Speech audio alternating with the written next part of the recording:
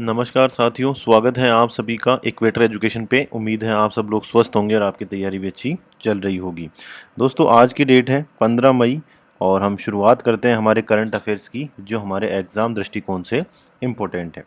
ये दोनों जो इम्पोर्टेंट न्यूज़पेपर हैं उनके फ्रंट पेज हैं और हम देखेंगे कि इन फ्रंट पेज के ऊपर कौन कौन सी न्यूज़ है जो हमारे लिए एग्ज़ाम के दृष्टिकोण से इम्पोर्टेंट है।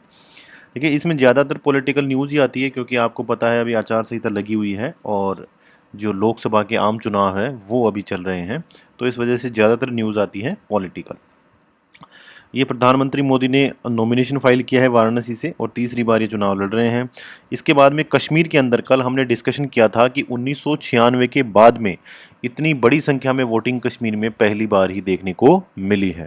तो उसको लेकर एक बयान आया है हमारे जो गृह मंत्री हैं उनका, तो ज़्यादा ये इम्पोर्टेंस हमारे लिए नहीं है। ये खबर देखिए बहुत इम्पोर्टेंट है। इसमें क्या हुआ है, जो हमारे इंडियन आर्मी के ऑफिसर थे पहले, वो रिटायर होने के बाद में अब वो काम कर रहे थे यूएन के साथ में, यानी यूनाइटेड नेशन के साथ में काम कर रहे थे और उसी काम के सिलसिले में उन्हें भेजा गया था। जो गाजा है उसके अंदर आपको पता है वहाँ कन्फ्लिक्ट चल रहे हैं, इजराइल और फ़लस्तीन के बीच में युद्ध चल रहा है। तो जो गाजा पट्टी है, फ़लस्तीन का भाग है, वहाँ पर जो राफा शहर है, उस शहर के अंदर ये हॉस्पिटल के अंदर जा रहे थे और यूएन की तरफ से ऑफिशियली इन्हें अपॉइंट भी किया गया था। तो वहाँ ये जा रहे थे और इनके ऊपर हमला हुआ और हमले में इनकी डेथ हो गई। तो इनकी जो डेथ है वो हो गई है और ये राफा जो एक सिटी है गाज़ा के अंदर, वहाँ इनकी डेथ हुई है। अब देखिए, इस पूरे युद्ध के दौरान, ये लंबे समय से युद्ध चल रहा है, इस पूरे युद्ध के दौरान पहली इंटरनेशनल कैजुअल्टी ये मानी गई है। यानी इंटरनेशनल जो बॉडीज़ है उनमें पहली कैजुअल्टी ये मानी गई है। तो ये बहुत सीरियस कंसर्न है। अब इसमें देखते हैं आगे कि यूएन और यूएस है वो इसमें क्या कदम उठाते हैं और क्या इसमें एक्शन लेते हैं। लेकिन ये एक बड़ी खबर है कि जो इंडियन आर्मी के ऑफिसर थे जो यूएन के साथ में काम कर रहे थे, उनकी हत्या कर दी गई है राफा के अंदर। और अभी तक ये क्लियर नहीं हुआ है कि हत्या क्यों हुई है और इजराइल या फ़लस्तीन किसके द्वारा की गई है। ये एक अच्छा आर्टिकल है जिसे हम विस्तार से आज ही डिस्कस कर लेंगे और उसे में देखेंगे कौन कौन से टॉपिक्स हैं जो हमारे लिए इम्पोर्टेंट है। इसके बाद में देखिए, ये प्रधानमंत्री मोदी का एक चुनावी बयान है जो हम यहाँ पे देख सकते हैं। ये ज़्यादा हमारे लिए इम्पोर्टेंट नहीं है। इसी तरह से ये एक ईडी से जुड़ा हुआ मामला है जो आम आदमी पार्टी को अब आरोपी बनाए जाने से संबंधित है। इसके बाद में जो स्वाति मालीवाल है, जो दिल्ली स्टेट वुमेन कमीशन की प्रेसिडेंट है, उनके साथ मिसबिहेवियर हुआ है, वो भी ज़्यादा हमारे लिए इम्पोर्टेंट नहीं है। ठीक है, ये कल हमने न्यूज़ पढ़ी ली थी कि मुंबई के अंदर जो होर्डिंग था वो गिर गया और उसकी वजह से काफ़ी लोगों की मृत्यु हो गई। ये न्यूज़ हमने अच्छी तरह से पढ़ ली कि जो इंडियन आर्मी के रिटायर ऑफिसर थे उनकी कल हत्या हो गई है। गाज़ा के राफा सिटी के अंदर उनके ऊपर हमला कर दिया गया है और इस युद्ध के अंदर अभी तक की पहली इंटरनेशनल कैजुअल्टी ये देखने को मिली है। चलिए अब देखते हैं हम खबरें विस्तार से। तो कल हमने एक न्यूज़ पढ़ी थी, उसमें हमने ये पढ़ा था कि भारत और ईरान के बीच में एक समझौता हुआ है जिसके तहत भारत को 10 साल के लिए चाबहार पोर्ट ऑपरेशन के लिए दिया गया है और उसमें बहुत सारी उस अनुबंध के अंदर शर्तें थी कि भारत उसमें इतने बिलियन डॉलर का निवेश करेगा और भारत उसे यूज़ कर सकता है। तो जैसा कि आपको पता है कि जो यूएस है, यानी यूनाइटेड स्टेट ऑफ अमेरिका है, उन्होंने ईरान के ऊपर लंबे समय से प्रतिबंध लगा रखे हैं। ठीक है, ईरान के ऊपर बहुत सारे प्रतिबंध लगा रखे हैं। तो प्रतिबंधों में क्या होता है कि ईरान से कोई भी देश सामान नहीं खरीदेगा या ईरान के अंदर कोई भी देश नया प्रोजेक्ट आके नहीं लगाएगा, ईरान के अंदर कोई भी देश की कोई भी कंपनी नया निवेश नहीं करेगी। तो इस तरह से बहुत सारे प्रतिबंध यूएस ईरान के ऊपर लगाता है।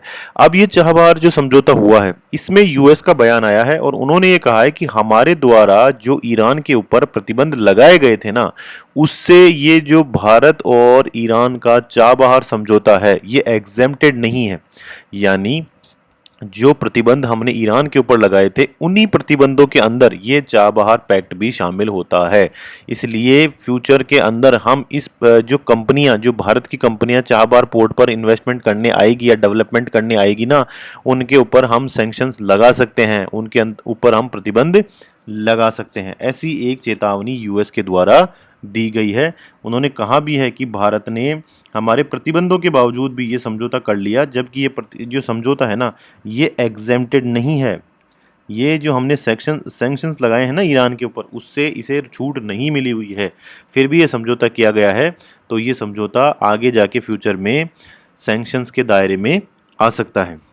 अब देखिए, अमेरिका ने एक और चीज़ हमें ध्यान रखनी है जो एग्ज़ाम में पूछी जा सकती है कि यूएसए ने ईरान के ऊपर बहुत सारे सैंक्शन लगा दिए, ठीक है। उसी उसी सैंक्शंस में एक कर्व आउट क्लोज डाला हुआ है, देखो, curve out close, curve out close. Curve out close का क्या मतलब है? तो सबसे पहले तो यही पूछ सकते हैं एग्जाम में कि कर्व आउट क्लोज किस संदर्भ में इस्तेमाल किया जाता है। तो देखिए, यूएस ने ईरान के ऊपर जो सैंक्शंस लगाए हैं उसी सैंक्शंस के दायरे में एक कर्व आउट क्लोज का इस्तेमाल भी किया जाता है। अब ये क्या है कर्व आउट क्लोज?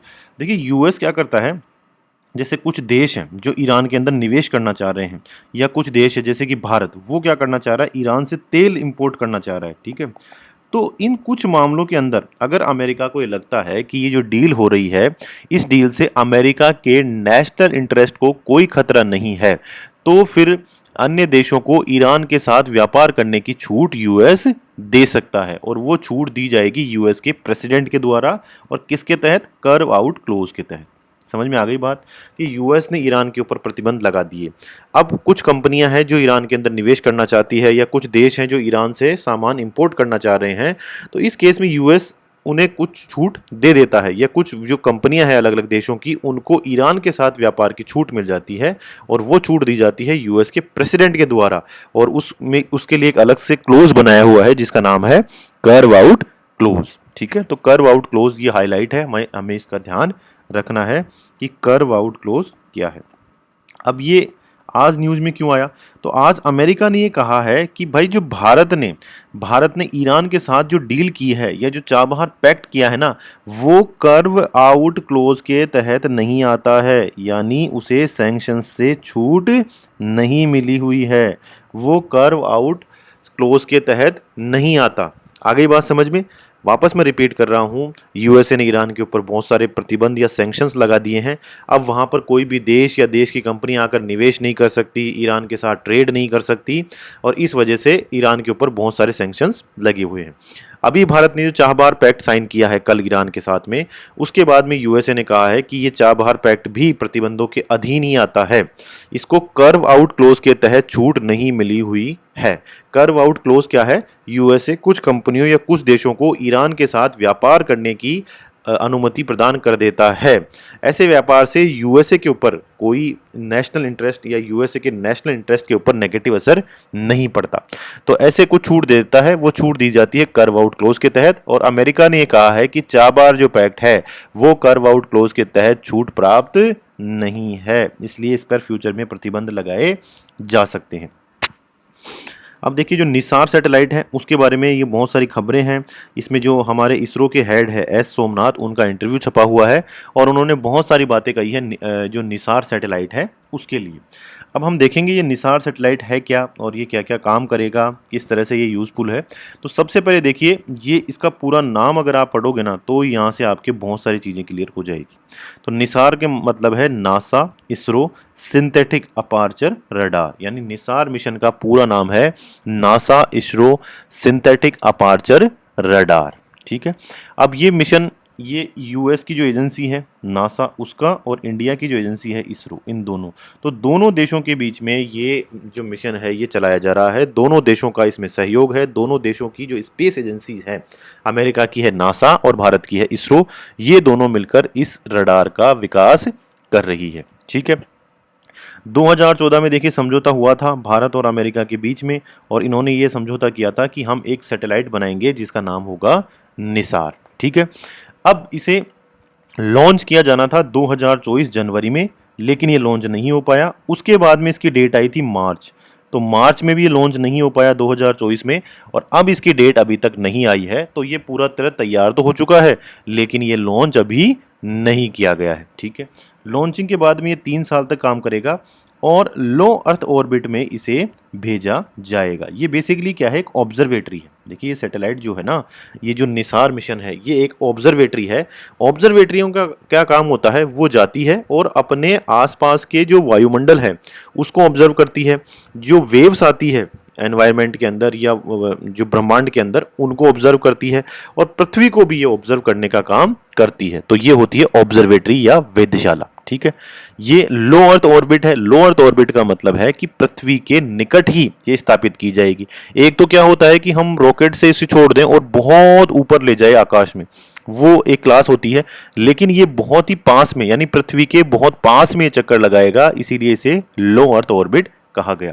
इसकी विशेषता यह है कि 12 दिन के अंदर पूरे विश्व की या पूरे वर्ल्ड की मैपिंग कर लेगा, है ना, पूरे वर्ल्ड की मैपिंग कर लेगा। अब इसकी खास बात क्या है, देखो, अगर धरती की सतह के ऊपर 1 इंच की भी कोई वस्तु में अगर परिवर्तन होता है, मान लीजिए जैसे एक ईंट रखी हुई है, आप देखोगे कि हमारे आसपास एक ईंट रखी हुई है और अगर हमने वो ईंट हटा दी तो इस मिशन के माध्यम से या इस सैटेलाइट या इस ऑब्जर्वेटरी के माध्यम से वो भी कैप्चर हो जाएगा कि हाँ, पहले वहां एक ईंट रखी हुई थी और वो ईंट वहां से हटा दी गई। यानी इतना क्लोजली ये चीजों को ऑब्जर्व करेगा, इतना क्लोजली ये चीजों को मॉनिटर करेगा। और ये केवल और केवल देखिए इसकी रेडियस कितनी है, पूरे विश्व में ये पूरा विश्व का मैप बना लेगा 12 दिन के अंदर अंदर, यानी 1 महीने में 2 बार पूरे वर्ल्ड का मैप ये बना लेगा। इसमें एल और एस दोनों ही बैंड है, यानी इसकी जो क्षमता है वो बहुत ज़्यादा है। ठीक है, और इस पे एक एंटीना रिफ्लेक्टर लगा हुआ है और ये रडार सिग्नलों को प्राप्त करेगा। और ये देखो इसमें यहाँ पर लिखा हुआ भी है कि सतह पर होने वाले 1 सेंटीमीटर से कम तक के परिवर्तन को भी ये कैप्चर कर लेगा, यानी बहुत क्लोजली ये ऑब्जर्व करेगा।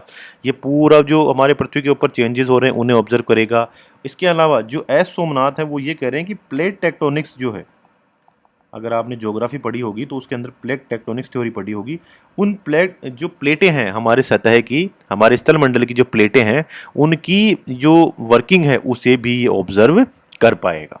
ठीक है, इसके जो लाभ हैं वो यही होंगे कि देखो, जलवायु परिवर्तन के बारे में हमें पता चल पाएगा, अगर कोई आपदा आनी होती है तो उसका बेहतर प्रबंध हम कर पाएंगे, पारिस्थितिकी तंत्र हमारा कैसे काम कर रहा है उसके बारे में भी हम इस रडार या इस ऑब्जर्वेटरी के माध्यम से पता लगा पाएंगे। फिर हमारी फसलों की वृद्धियाँ कैसे हो रही है, भूमि का उपयोग किस तरह बदल रहा है, और हमारा जो इंफ्रास्ट्रक्चर है वो कहाँ कहाँ हमें डेवलप करना है, कहाँ कहाँ वो कमज़ोर है, कहाँ कहाँ ज़्यादा हो रहा है, इस तरह से। और इसके अलावा जो हमारे ग्लेशियर्स हैं वो कितना पिघल रहे हैं, समुद्र के स्तर में कितनी वृद्धि हो रही है, कार्बन जो है उसका जो स्टोरेज है वो कितना बढ़ रहा है, पृथ्वी की सतह पर जलवायु परिवर्तन के क्या क्या परिणाम हो रहे हैं। तो ये सारे के सारे जो ऑब्जर्वेशन है वो निसार ऑब्जर्वेटरी के माध्यम से किए जाएंगे। और आप देख भी सकते हैं ये जो यहाँ पर चित्र दिया हुआ ये है इस ऑब्जर्वेटरी का, इसी तरह की ऑब्जर्वेटरी होगी जो भारत से छोड़ी जाएगी, भारत का जो लॉन्चिंग व्हीकल है उसके थ्रू जाएगी, लो अर्थ ऑर्बिट में स्थापित होगी। और ये 2014 में मिशन शुरू किया गया।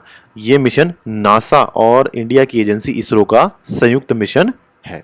ठीक है, और बहुत ही एफिशिएंट ये सैटेलाइट होगा और इसकी जो अवधि है वो होगी 3 साल।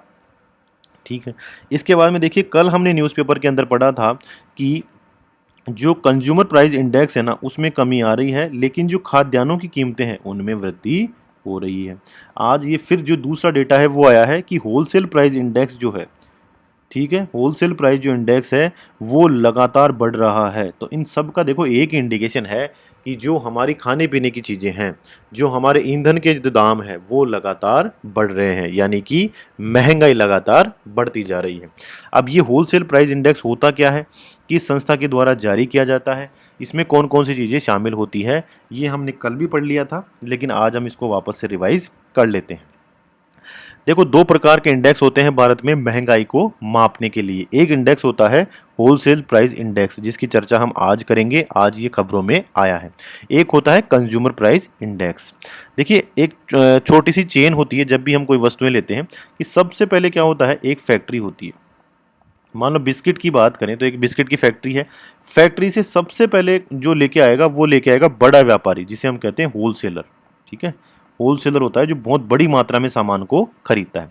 इसके बाद में इस होलसेलर से जो हमारे आसपास जो दुकानें हैं ना, हमारे आसपास जो दुकानें हैं ना, जो हमारे आसपास के मार्केट में जो दुकानें होती है उन्हें हम कहते हैं रिटेलर।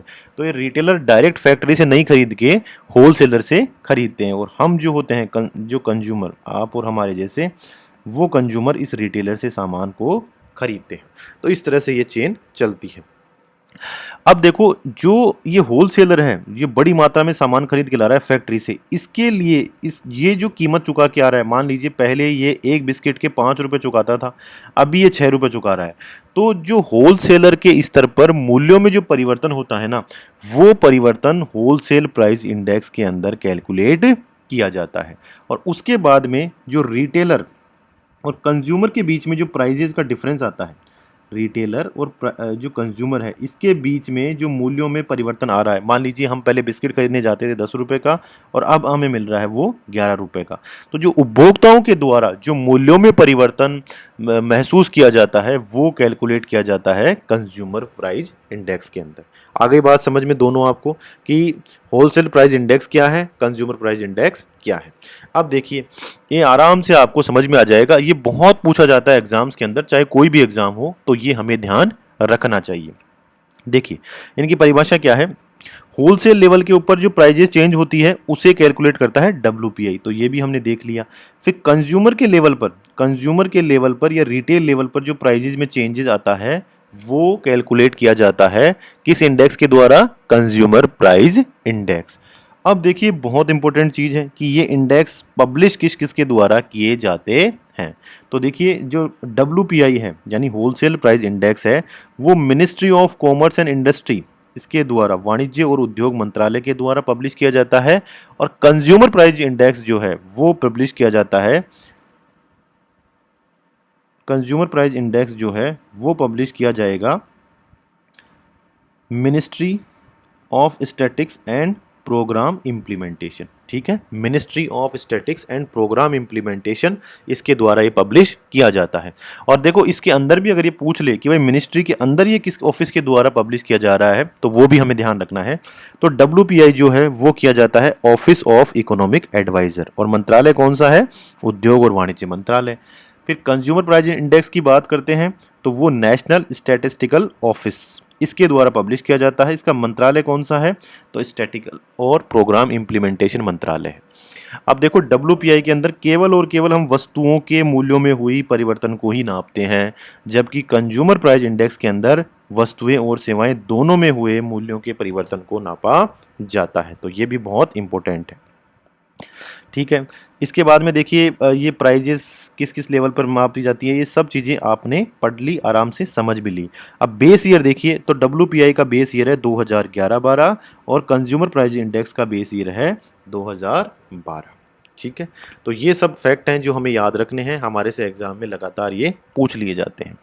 उम्मीद है आज का वीडियो आपके लिए यूज़फुल रहा होगा। आप सभी का धन्यवाद। Thank you very much.